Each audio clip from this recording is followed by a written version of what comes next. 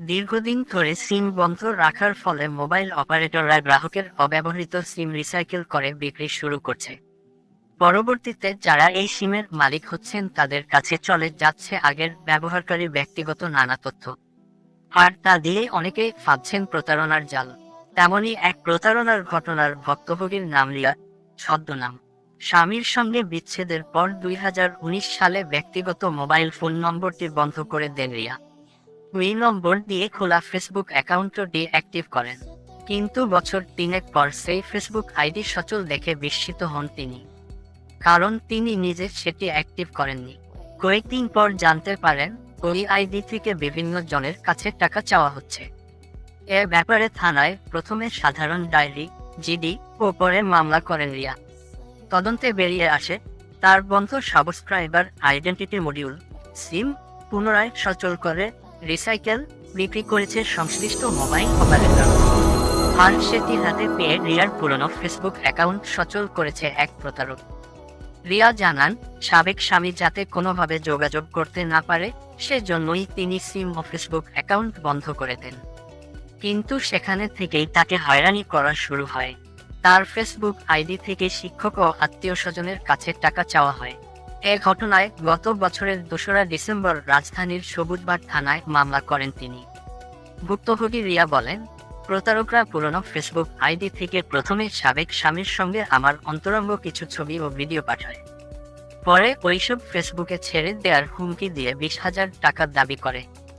তারা একটি ফোন নম্বর দিয়ে মোবাইলের টাকা চায় এবং বলে আমার সবকিছু তাদের কাছে রয়েছে।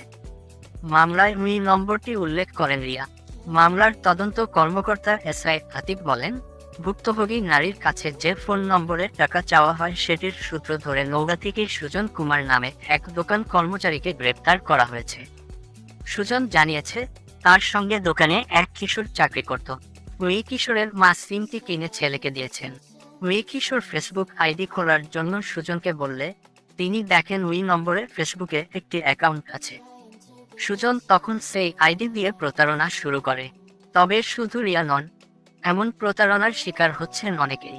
কিছুদিন আগে এ ধরনের প্রতারণার ঘটনায় রফিকুল ইসলাম বাপ্পি নামে এক যুবককে 3 সহযোগী সহ গ্রেপ্তার করে সিটি সাইবার ক্রাইম ইনভেস্টিগেশন বিভাগের cyber terrorism investigation team.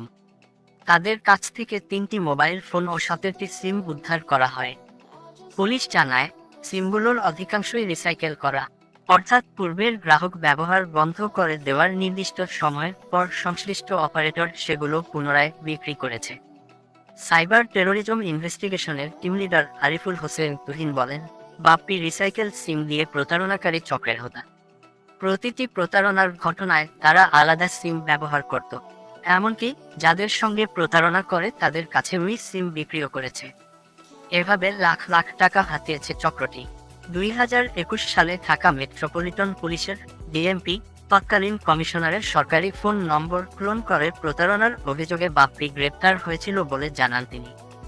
Bangladesh মুঠোফোন গ্রাহক অ্যাসোসিয়েশনের সভাপতি মহিউদ্দিন আহমেদ বলেন, মোবাইল অপারেটররা গ্রাহকের অব্যবহৃত সিম রিসাইকেল করে বিক্রি শুরু করেছে অনেক আগেই। ওইসব সিমের মাধ্যমে এখন প্রতারণার অভিযোগ আসছে। বেশি প্রতারণার শিকার হচ্ছেন প্রবাসীরা। দীর্ঘদিন দেশের বাইরে থাকায় তাদের বন্ধ সিম এক সময় রিসাইকেল করছে ফোন কোম্পানিগুলো। এতে তাদের ব্যক্তিগত তথ্য ও ব্যাংকিং হিসাব নম্বর হুমকিতে পড়ছে। কেউ কেউ পাসপোর্ট নিয়েও জটিলতায় পড়ছেন।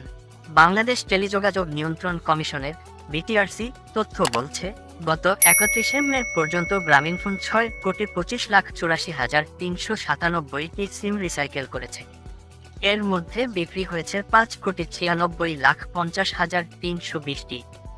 বাংলা লিংক রিসাইকেল করেছে 73,77,502টি সিম এবং বিক্রি হয়েছে 68,93,507টি। আর রবি রিসাইকেল করেছে 3,94,71,634টি সিম, যার মধ্যে বিক্রি হয়েছে 2,06,13,682টি। টেলিটক এখনও সিম রিসাইকেল শুরু করেনি।